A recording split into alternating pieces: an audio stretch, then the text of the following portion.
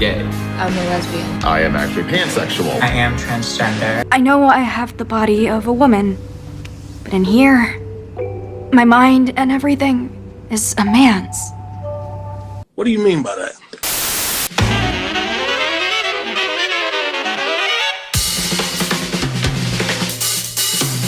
Heavenly Delusion HD Tengoku Daimakyou came out spring 2023 last year, and I never talked about it because I don't know. I was probably talking about Rent a Girlfriend or some shit. It got snubbed at the Anime Awards just like Vinland Saga. What else is new? You know the vibes. Underrated gem, best of the year, best anime you probably missed. But the main reason I wanted to do this video is because I was scared. Damn near petrified. Damn near mortified at the thought of not seeing a season 2 for this show. Because even if online discourse and anime award voters and judges forgot about the show, I guess I gotta be the someone to put my foot down and say, no, not yet. We can't let it die yet. Right now it's still up in the air when a season 2 will come out, but Production IG still seems like they're going to continue it once Ishiguro-san starts putting that pen to the paper and giving the studio more material to work with. Come on, buddy. Now I had to talk about this because I couldn't let this show get the same treatment that Summertime Render got. Who? And if you guys want that video, you know, just say the word.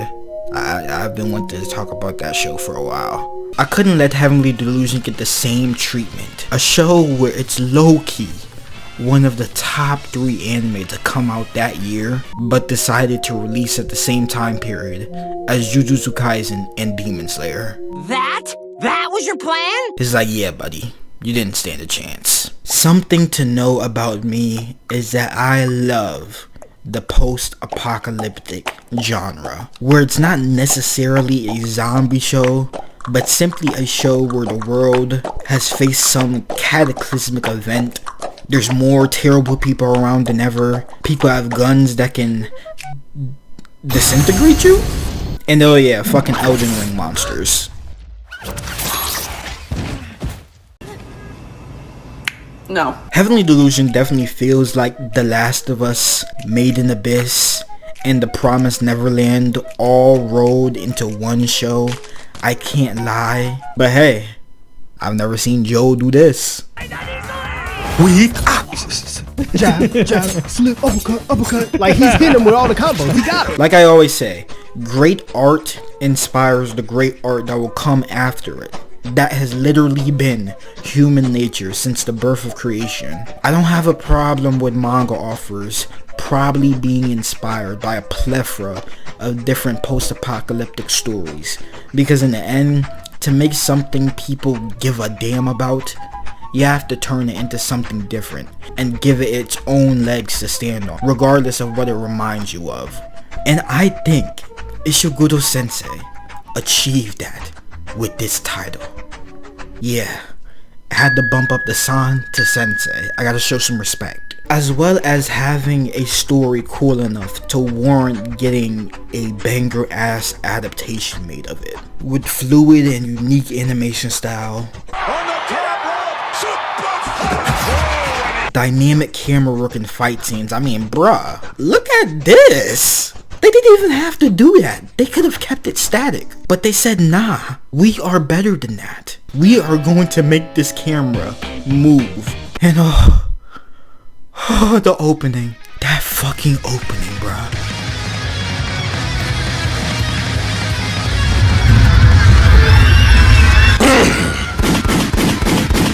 The opening is a 10 out of 10. No spoilers. Unique aesthetic of rough animation that looks unfinished. Like, come on, that's just cool as hell. I cannot lie. Now, if you clicked on this video and you don't know anything about the story of Heavenly Delusion, then 1, why would you do that? Now I gotta sit here and show you the homework that you should have done already. And 2, go watch the damn show. I love these type of shows where I literally know nothing about what's going on in it. Not a tweet, Not a spoiler YouTube thumbnail, nah. Beforehand, I didn't even know what genre this show was in. This could have been a damn slice of life rom-com with an 8.21 rating on My Anime List. But all I knew for sure is that it had people buzzing when it came out. The story of Heavenly Delusion is kinda a weird one, because it basically adopts a sort of Westworld style of storytelling, which is honestly one of the best part of the show in my eyes. Going in blind for this show is truly the only way you should experience it. The story is split into two halves basically. The first one being with our two main leads that are on the poster, Kiruko and Maru, as they travel through Japan in search of a place called Heaven. A lot of the story for the viewer is really left ambiguous for the most part, for real. The show really does not spoon feed you anything. It is truly a narrative that wants to have your ass thinking, what the fuck is going on in here on this day? We have no clue where Maru came from, where he learned to fight like this,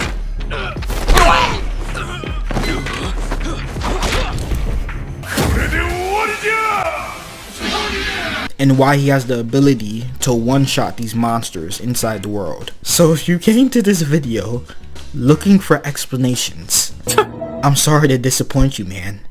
I'm just as lost as you. And then our second half of the story is set in the past, about a school, nursery slash research lab slash prison?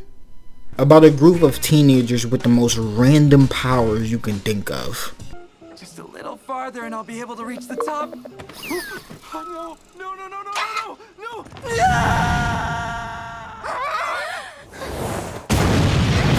We don't know why this lab is here, how far in the past we are, why these adults are experimenting on these kids, why did they think not explaining the birds and the bees to these teenagers would stop them from wanting to have sex. Why would you not explain to them what a baby is, or why they are feeling these horny ass feelings that they're feeling? As long as we're in here, and you might think I'm weird for saying this, but when I see you, every time I look at you, I get these unbearable urges. Like what? Can you be more specific? I guess I want to take off your clothes, and touch you, and maybe, lick you. You wanna eat me? And honestly, it plays into the fun of the mystery. I love how mature the author wrote this world. This show is classified as a seinen, and I'm glad for it. It's better that way. These characters are horny as fuck. Heavenly Delusion is one of those stories that proves time and time again that no matter what happens to humanity, motherfuckers will always, and I mean always, find a way to breed. When you start the story, it legit feels like they're setting up something tragic, where every man-eater you see in the present is actually one of the kids from the past, which is something they actually confirmed if you pay attention enough. For example, you see a girl that is always constantly crawling on stuff, come to find out she's the man-eater they fight in episode 3. There's a scene in episode 7 that puts the two leads in one of the most stressful situations I've seen in anime in a while, where you actually think, no lie, for a second that the two protagonists just got fucked up and lost in a situation they could not get out of, until you realize It was all a dream. And I'm not gonna lie, they really got my ass the first time around. The show really makes you care about these two over this short amount of time. The show is only 12 episodes, but the two main leads are so charismatic with each other that you can't help but fall in love with them. Sometimes I love stories with zero consistent side characters. That's why the show genuinely will remind you of The Last of Us. A story where you don't really have any mainstay side characters that you really care about outside of Joel and Ellie. Yeah, you have some upsetting moments, you have some side character deaths, but in totality, the story that the author wants you to follow is about these two. And for a long time while watching the show, you truly won't be able to tell whether you're seeing the show from the past or the present. And that was the main draw for me. There are so many dialogues between characters that will have you hitting the Mr. Krabs meme and contradicting the things that you already believe. And that is the sign of a solid mystery to me, baby. If the kids from the facility are the man-eaters in the present, then how did they get these powers in the first place? I don't know. Maybe it's this random ass alien girl that they just spawned out of nowhere. Who are you? Do not sit here when you tell me when they said a girl unalived herself before in the facility, you were picturing E.T. Do not tell me that didn't catch you off guard, because I know you're lying. She was so cute as a little kid too. It's just so funny, because like, where did you come from? And why can you grow angel wings? The show is at the top of its game when it's showing, not telling. Something I believe as a writer myself isn't always the end all be all in your narrative, but for Heavenly Delusion, it works perfectly. It lets you piece things together on your own without saying a word of dialogue that'll give away the overall mystery. The overall world building inside Heavenly Delusion is pretty good in itself too. It's kind of weird, because most of the world while you're traveling with Maru and Kiruko is barren. And then we just have a scene of them in a place with functional computers. It's like, I don't really know how that works, but like, whatever. What makes the world building cool is the characters that flesh it out, rather than the places we see, for example. You got your cult, you know, every apocalypse story has one. It's kind of mandatory. You got your scumbags, and trust me, we will get to you. Yo, I really can't stand this motherfucker. Bitch ass. And then you got stories like Juchi, a guy who was bred to basically be a male slave for an organization of women that would keep men around to breed and expand themselves. Like, whoa, that shit just took a whole left turn. And the way his arc wraps up too is pretty cool, so I'm not gonna spoil you guys on that. I'm gonna let you experience that for yourself. But now it's time to talk about the best part of Heavenly Delusion. Our two main leads, Kiruko and Maru.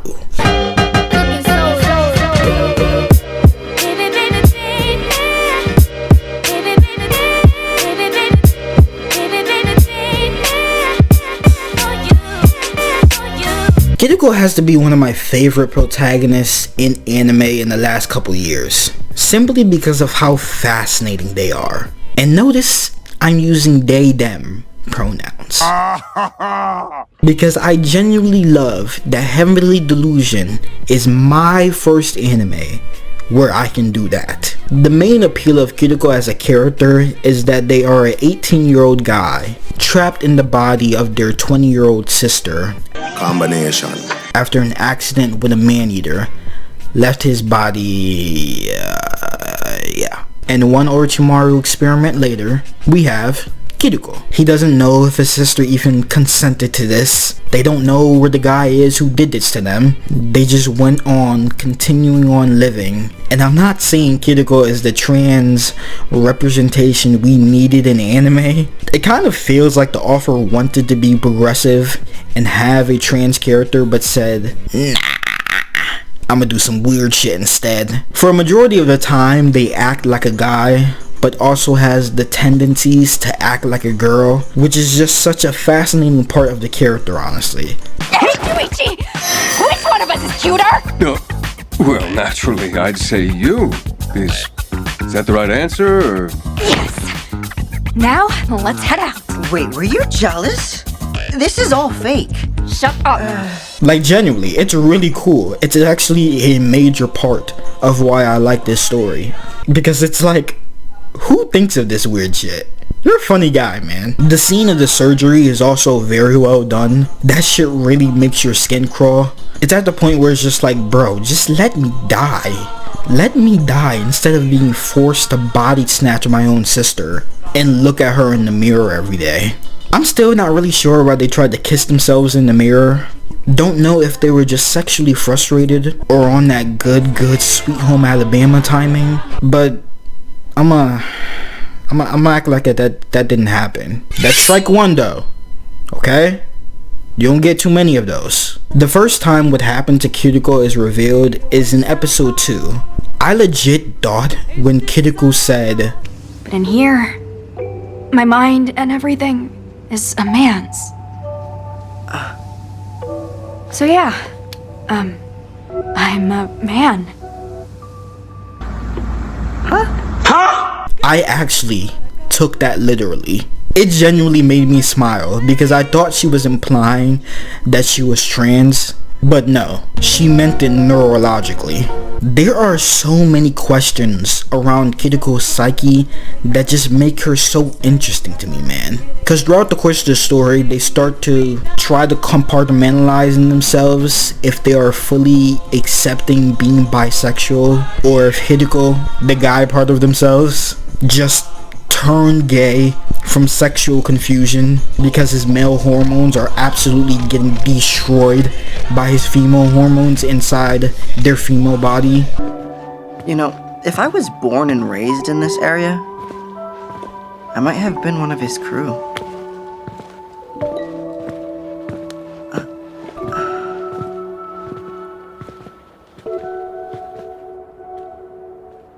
Yeah, I don't know about y'all, but me and the bros don't really hold hands like that. This is easily the most serious, negative, and realistic instance of transgenderism that I have yet seen in anime, or anywhere really. In most other instances, the male becoming the female is treated like a little goofy, a little haha. It's damn near almost as a joke or gag in most shows. There are often no major consequences at all, let alone any lingering personality issues. And then you have Heavenly Delusion, where the main lead's identity on whether or not they're still a male or a female or something new entirely is the main source of the drama in the show. And oh brother, it's so damn good, I can't lie. And this representation isn't new in anime, obviously. This is just the first one I've got to see from my eyes in a long time. Because you got shows like True Love Ru that have trans characters, Ranma 1.5, Kashimashi Girl Meets Girl, Reborn to the Master the Blade. Do not ask me why I know these shows, okay?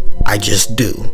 Don't be weird about it. I've seen a lot of anime. Every anime I have seen produced before or since, in every genre across the board, treated every bit of sex changing, gender swapping, or gender confusion, cross-dressing, etc. in a very lighthearted fashion, like it's something easy and permanent and even funny, with no residual damage at all on the body, mind, heart, or soul, until Kiruko came along and broke the mold for the first time in 2.5 decades. I even heard from the grapevine that Kiruko was supposed to have a period scene, but it was cut for some reason, and honestly, that is such a waste to me. It's not that I want to see it, oh god no. It's because half of the story is Kiruko's identity crisis on accepting being a woman with the brain of a dude and figuring out who they are now. Is he still Kiruko,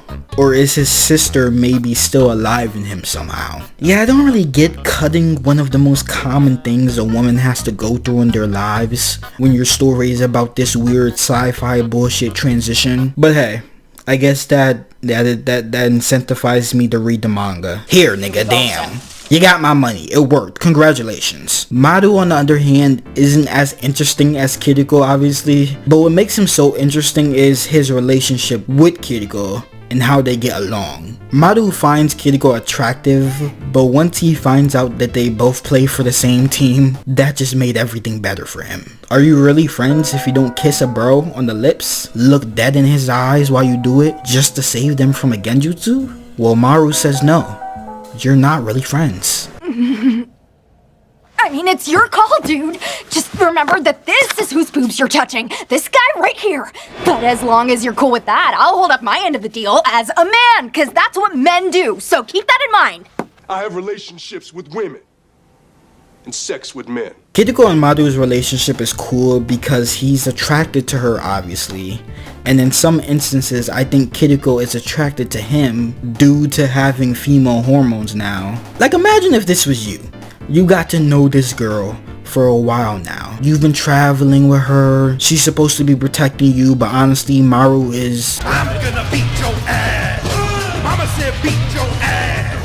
I'm gonna beat your ass. Mama said beat your ass. and he protects her more than the latter. You found out this girl you've been developing a crush for, who you just thought was a tomboy at heart. They are actually a guy on the inside. You both are a little sexually frustrated. Why wouldn't you just ask the bro, hey man, Hey bro, can I just put it in? Like, just as a friend. This video is about to be yellow. I just know it. Maru's whole deal for the most part is still shrouded in mystery as far as the anime is concerned. He is most definitely either the son of Tokyo, the girl in the past that gets pregnant and has a child, despite not knowing what a baby is, which is just really sad. Cause like imagine going through 9 months of pregnancy and labor, plop out a human, and you don't even know what happened because nobody is telling you anything about your body. Like, it's kind of fucked up. And the mystery around which Maru is the real Maru,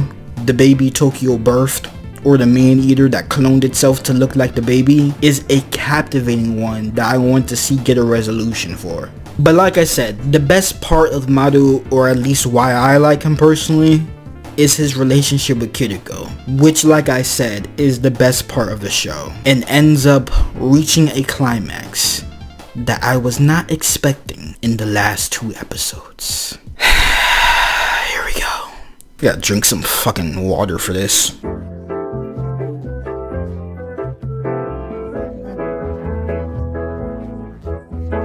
When I was rewatching this show a few days ago, every time Kiruko mentioned wanting to find Robin, this guy that used to protect him from his bullies back when he was still a boy, every time he mentioned them while I was doing my rewatch, I would simply cringe with disgust. When you have hindsight of the finale of season 1, the show does not become a fun time after that.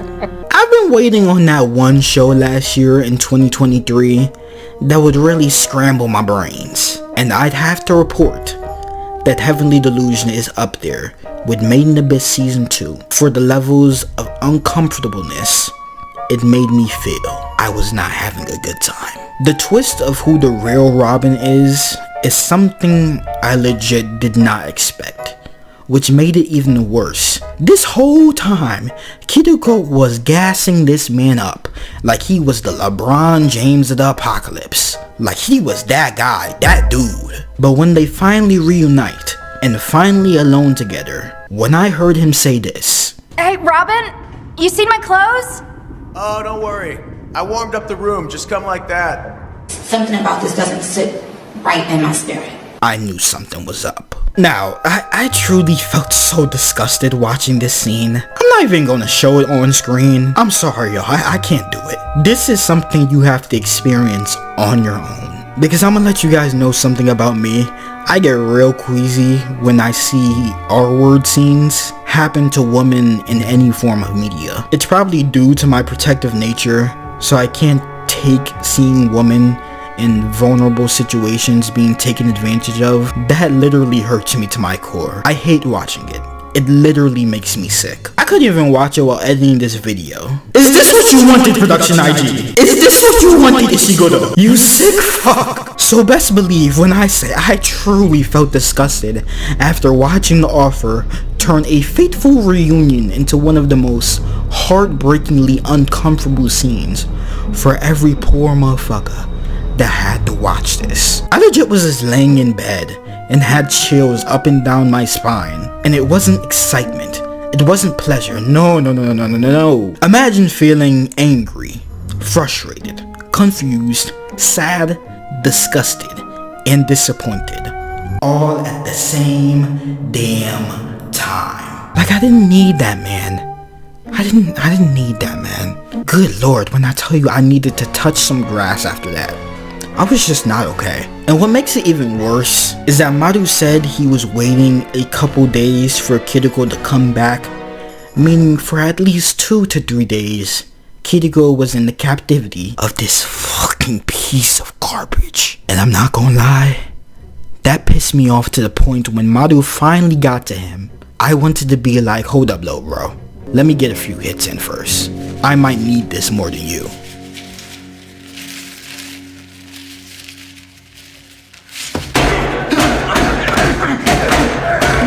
You little shit! One more! One more! One more! One more! Kiruko is such a likable and charismatic character, and a lot of the story is her just going around helping people in need. We spend the entire season getting to see her empathy, her selflessness, her kindness, along with her magnetic personality, to the point you can see how Maru fell in love with her. They are literally the best of both worlds. I can't lie. So to offer making the worst possible thing that could have ever happened to them in the penultimate episode of the anime is such a brick to the face for the viewer. Cause like I said, I haven't felt this uncomfy since Made in Abyss Season 2. And if you've seen that video, yeah, you already know. There is so much clarity to Robin's character now, it's even more disgusting putting the pieces together. Once you realize he's the one that ran the orphanage, that Kiruko and his sister say that, with dialogue implying that what he did to Kiruko might not have been a first time occurrence with his sister, and that just grinds my gears. Maru beating the brakes off Robin to the point of suffering is the only way I wanted the finale to start. I can't lie. When I tell you, it was so cathartic to see Maru Sasuke walk up to Robin and put his nuts on the ground by saying yeah. You're going nowhere! And in the end, Kiruko stopping Maru from killing Robin is portrayed as her not wanting him to kill a human after what happened to Dr. Usami. I get it, right? But in my mind, I want to kill him. I want to tear him apart. I just see it as a messed up form of Stockholm Syndrome, of still having conflicted feelings of your abuser. She probably could have tried to escape, but probably was too numb over what just happened. And even with this reasoning, I'm sorry. I don't think any of us are as morally pure as Kiruko. Sorry not sorry, I'm right there with Maru. Next time we see Robin, he must suffer. So as soon as we find out who you are, trust you will be dealt with. Period. Bro,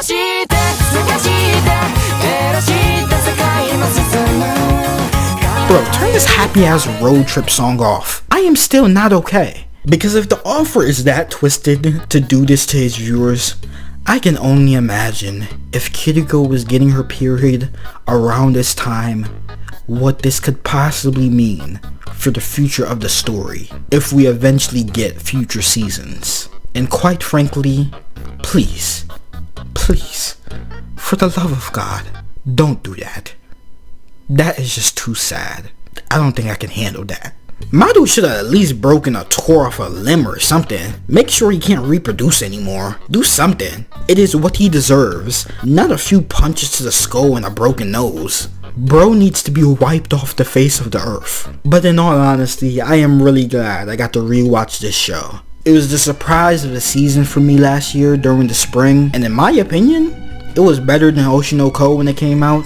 It was better than Demon Slayer 3, and just for that, I'm giving Heavenly Delusion a rock solid 8.5 out of 10. I was so close to a 9, but ultimately the part that still draws me away from the show is the classic anime-isms. It's having a little bit too much weird fan servicey stuff. And as you know, how I scale shows is whether or not they'll be digestible for people that don't watch a lot of anime, and if they can take and tolerate all the weird stuff that anime sometimes comes with.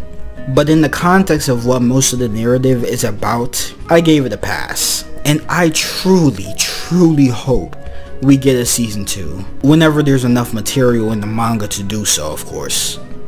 I need that, because I am now a fan.